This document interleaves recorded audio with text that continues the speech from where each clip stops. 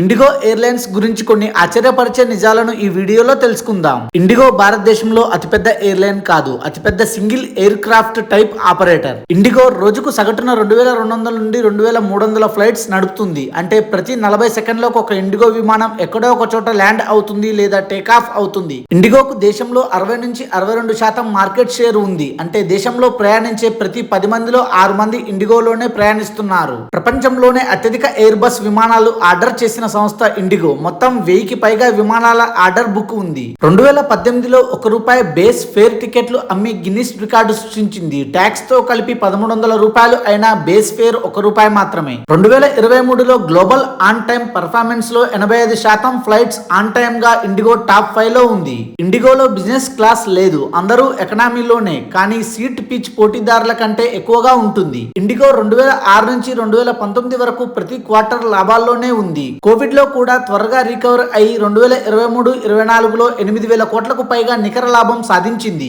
Passenger flights తో పాటు కార్గోలో కూడా 35% పైగా మార్కెట్ షేర్ ఉంది. కోవిడ్ సమయంలో ఇండిగో వ్యాక్సిన్ రవాణాలో కీలక పాత్ర పోషించింది. ఇండిగో అంటే ఇంటర్ గ్లోబ్ ఏవియేషన్ అని అర్థం. Thanks for watching this video. For more interesting videos please do subscribe.